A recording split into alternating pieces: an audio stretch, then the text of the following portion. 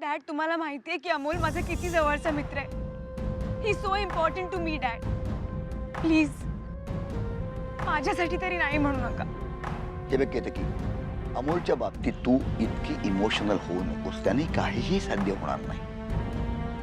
आणि समजा तुझ्या सांगण्यावरून मी त्याची केस स्वीकारली तरी सुद्धा त्याचे पेरेंट्स, त्याचे आई वडील माझी फीस देऊ शकतील. डॅड, तुम्ही त्यांच्याकडनं फी घेणार आहात? केतकी, एक गोष्ट मनावर कोरून ठेव.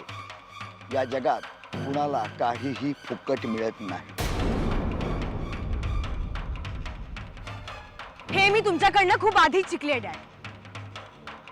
इनफॅक्ट ह्याच्याशिवाय तुमच्याकडनं मी काही शिकलेच नाही. पण मैत्रीसाठी मी वाटेल ती किंमत मोजायला तयार आहे. सांगा ना डॅड, किती फी आहे तुमची? केतकी, का मुलीकडनं पैसे घ्यायला लाज वाटतेय?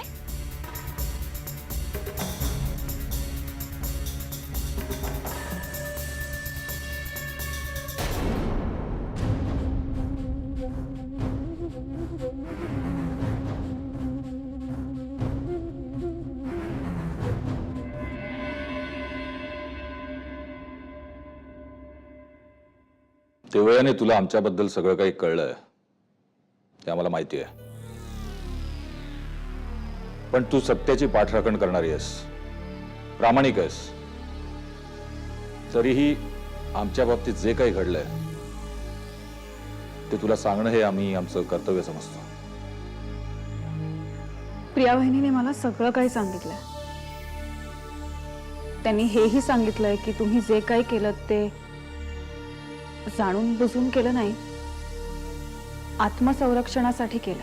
मग तुला हेही माहिती असेल की स्वसंरक्षणासाठी केलेली हत्या हा खून ठरत नाही, स्वतःचा जीव वाचवण्यासाठी केलेला प्रतिकार असतो तो. ते आत्मसंरक्षण आहे की खून हे कोर्टच ठरवेल. आणि कोर्ट जो निकाल देईल तोच जगाच्या समोर योग्य असेल. त्यात मी काय ठरवणार आहे? आणि भैयासाहेब, जरी तुम्ही आत्मसंरक्षणासाठी नताशावर हल्ला केला असला तरी तुम्ही पोलिसांपासून ते सगळं लपवलंय. हाही एक गुन्हाच आहे. त्यावेळेला आम्हाला जे योग्य वाटलं तेच आम्ही केलं. पण हे सगळं करण्यामागे आमचं कुठलंच इंटेन्शन नव्हतं, हेही तितकंच खरं आहे. आणि आपल्या नकळत जेव्हा काही घडतं तेव्हा कधी कधी आपल्याला विचार करायलाही वेळ नसतो. आता तुझ्या भावाचं, अमोलचंच उदाहरण घे ना. अमोल? अमोलने काय केलंय? आम्हाला वाटतं तुला तुझ्या भावाबद्दल काहीही कल्पना नाही. अमोलच्या हातून जे घडलं त्याला आम्ही फक्त एक अपघात मानतो. पण तुझ्या दृष्टीने विचार केला तर तो खून ठरू शकतो.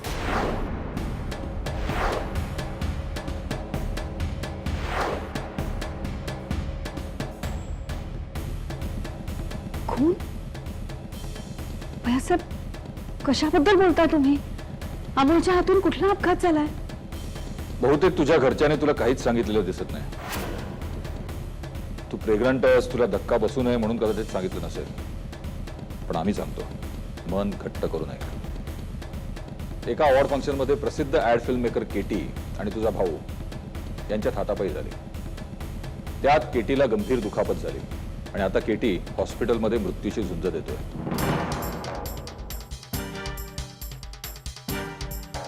म्हणजे अमोल आणि केटी मध्ये मारामारी झाली? हो. आणि समजा त्यात जर केटी मरण पावला तर तू तुझ्या भावाला खुनीच समजशील ना, जसं आम्हाला समजतेस.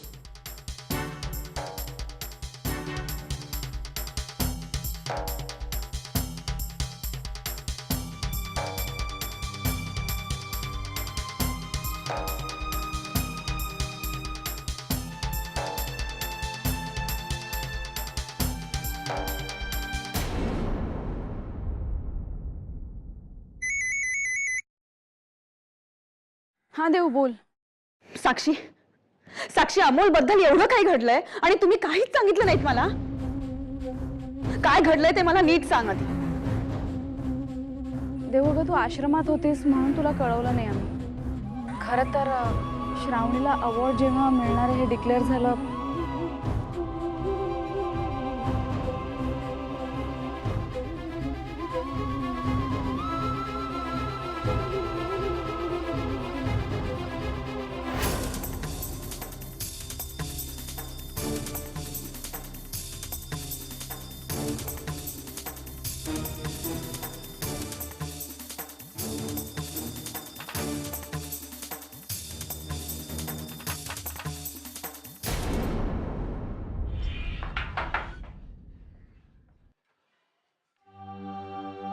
केतकी, तुला कसं कळलं? अमोल, अरे मी घरी फोन केला होता तुझ्या. तुझा फोन ट्राय करत होते, लागतच नव्हता. शेवटी आंटीनी सांगितलं. केतकी, बघ ना ग सगळं कसं झालं. मला वाटलंही नव्हतं का हे सगळं असं होईल म्हणून. पण अमोल, हे सगळं कसं झालं रे? केतकी, मला काहीच माहित नाही ग मला त्यावेळेला काय झालं होतं. त्या केटीवरती माझा एवढा राग होता ना की मी नाही कंट्रोल करू शकलो स्वतःवरती. अमोल, प्लीज तू त्या गोष्टीचा सारखा सारखा विचार नको करूस. त्रास होईल रे तुला. अगं मग केतकी काय करू? मला नाही विसरता येते या गोष्टी. केतकी, प्लीज प्लीज तू काहीतरी कर ना ग. अगं माझं अख्खं लाईफ स्पॉइल होईल ग. प्लीज प्लीज काहीतरी कर. Amol, look, you don't worry at all. मी डॅडशी बोलते, ते नक्की तुला मदत करते. खरंच? हो, आतापर्यंत त्यांनी घेतलेली कुठलीच केस ते हरलेले नाही. आय एम शुअर ते तुला मदत करतील अमोल. ए, मग तू जाऊन सांग ना ग त्यांना की मला इथून लवकरात लवकर बाहेर काढा. प्लीज जा ना ग लवकर त्यांच्याकडे. मी बोलते त्यांच्याशी, पण तू प्लीज असं घाबरून जाऊ नकोस. बी ब्रेव्ह बन. सगळं नॉर्मल होईल पूर्वीसारखं.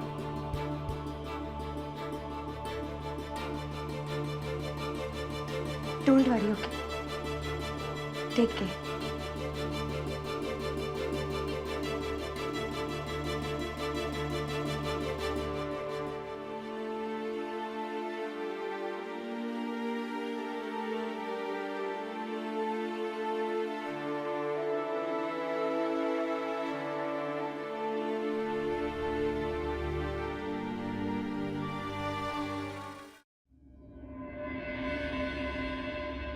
सर, भैयासाहेबांनी नताशावर केलेला हल्ला सेल्फ डिफेन्स आहे, तर त्यांनी पोलिसांना का नाही कळवलं? ज्या वेळेला मी सेल्फ डिफेन्स म्हणून विक्रमवर हल्ला केला तेव्हा तोही यातलाच एक भाग होता का? त्यावेळी मी सुद्धा पोलिसात कळवलं नव्हतं. माझीही तेव्हा चूकच झाली होती. आणि आता अमोलच्या हातूनही केटीबद्दल असंच काहीतरी घडलंय.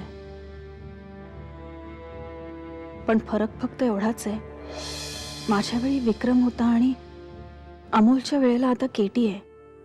पण भैयासाहेबांना वाचवण्यासाठी आता नताशा जिवंत नाही. भैयासाहेबांच्या हातून जे घडलंय ते योग्य की अयोग्य काहीच कळत नाही. पण आम्हा तिघांच्या आयुष्यात घडलेल्या घटना थोड्याफार फरकाने मिळत्या जुळत्या आहेत, हे मात्र नक्की.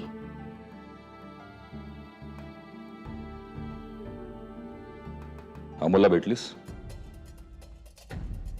कसा आहे तो?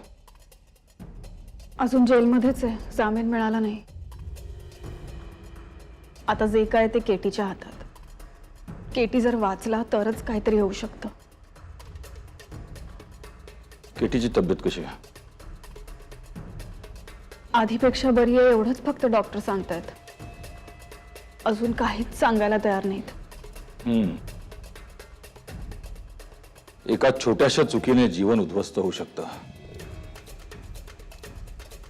अजाणतेपणी घडलेल्या गुन्ह्याचे आयुष्यावर खोलवर परिणाम होऊ शकतात, याचं उदाहरण आहे. पण अमोलची परिस्थिती आणि आमची परिस्थिती यात फारसा फरक नाही आहे. तू काळजी करू नकोस.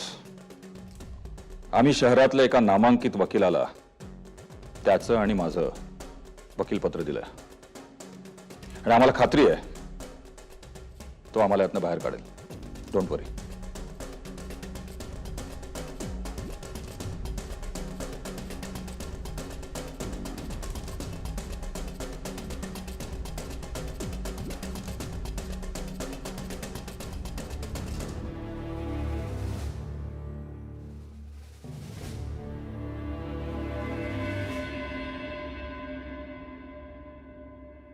डॅड, काय ठरवलंय तुम्ही?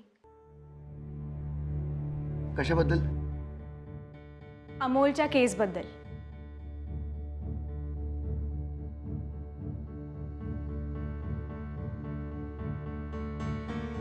हां, मी सगळा विचार केलेला आहे आणि असा निर्णय घेतलाय की काहीही झालं तरी अमोलची केस मी लढवणार. डॅड खरंच थँक्यू सो मच डॅड. अगं काही झालं तरी पोरगी आहेस ना माझी. पोरीच्या मनाचा विचार करावा लागतो. डॅड खरं सांगू, आज मी खूप खुश आहे कारण का आयुष्यात पहिल्यांदा तुम्ही माझ्या मनासारखा निर्णय घेतलाय. पण ही संधी तू मला देत नाहीयेस ना. तू माझ्या मनाचा विचार कधी करणार आहेस? डॅड काय हवंय तुम्हाला माझ्याकडनं? बापाला पोरीकडून काय हवं असतं? पोरीनं आपलं करिअर उत्तम घडवावं हेच. आणि म्हणून मनापासून माझी इच्छा आहे की तू ऑस्ट्रेलियाला जावंस. डॅड मी तुम्हाला आधी सुद्धा सांगितलंय मी तिथे अजिबात जाणार नाही. हे बघ, तुझ्या इच्छेसाठी मी अमोलची केस घ्यायला तयार झालो की नाही, मग माझी इच्छा तुला पूर्ण करावीच लागेल. डॅड तुम्ही डील करताय माझ्याबरोबर? मला हे अजिबात मान्य नाहीये.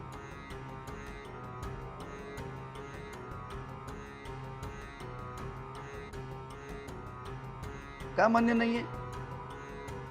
तूच तर म्हणाली होतीस ना मैत्रीसाठी मी वाटेल ती किंमत मोजायला तयार आहे. म्हणाली होतीस ना. आता का मागे फिरतेस? मला वाटलं नव्हतं डॅड तुम्ही माझ्याशी असे वागाल. बघ, आता तुझ्यावर सगळं काही अवलंबून आहे. शांतपणे विचार कर आणि ठरव, निर्णय घे. मी ऑस्ट्रेलियाला जायला तयार आहे dad.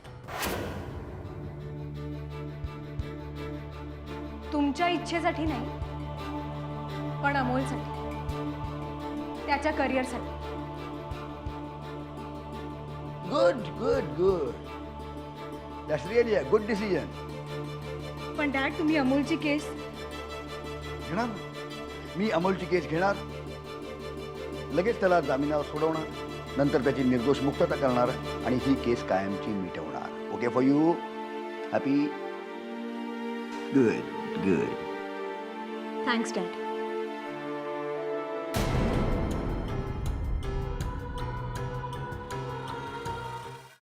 Amol uncle please help me uncle. Uncle मला सोडवा ना इकडून प्लीज. डोंट वरी बॉय, मी आलोय ना.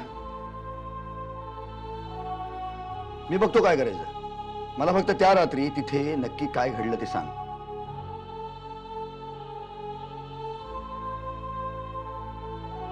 ऍक्च्युली झालं असं की त्या रात्री केटी खूप दारूच्या धुंदीत होता. डिटेल मध्ये सांग.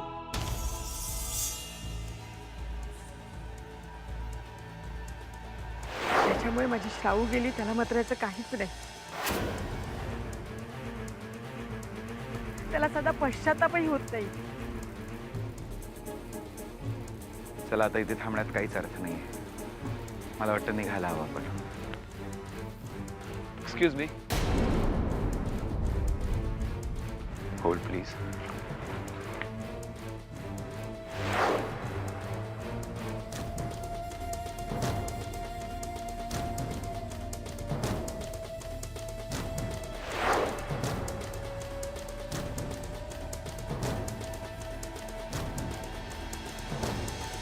What's wrong with you? Katie, you're done. Leave me. I'm Katie.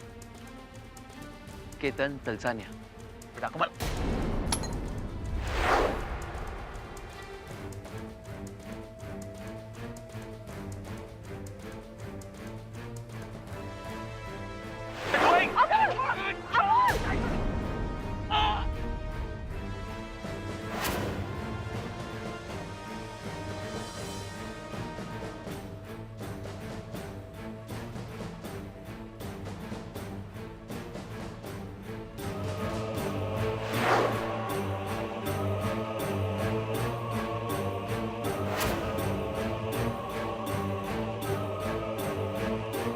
I see.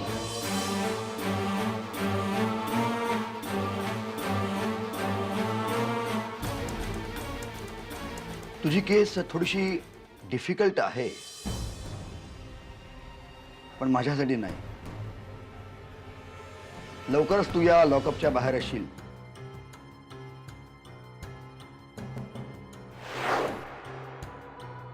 खरंच अंकल? ऑफकोर्स. सध्या मी तुला जामिनावर बाहेर काढतोय, पण लवकरच या केसमधून तुझी निर्दोष मुक्तता करण्याची जबाबदारी माझी आहे.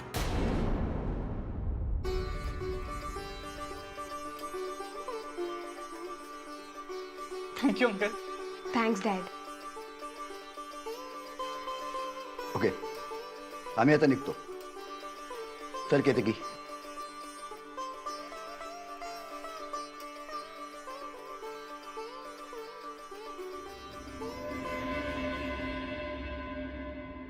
केतकी, एक काम कर, तू पुढे हो, मी येतो. का ही केस ज्या ऑफिसरच्या हातामध्ये आहे ना, तो ऑफिसर जरा भेटतो का बघ. Okay dad. Dad, thanks once again.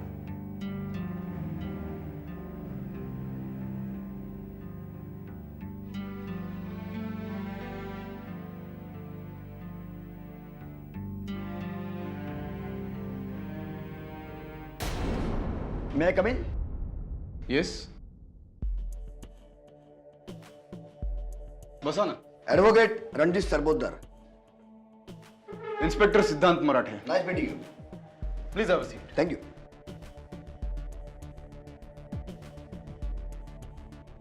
नाव ऐकलं होतं मी आपलं. आज भेटण्याचा योग आला. इकडे कसे काय? अमोल देशमुखची केस मी घेतली आहे, त्या संदर्भात मी त्याच्याशी बोलायला आलो होतो. ओ, बरं, तुम्ही चहा कॉफी वगैरे काही? जाधव. No no, thank you. बरं, बोला, मी काय मदत करू आपली? तुम्ही मला मराठे साहेब सांगू शकाल की अमोलवर नेमकी कुठली कलमं लावली आहेत? शुअर, एक मिनिट.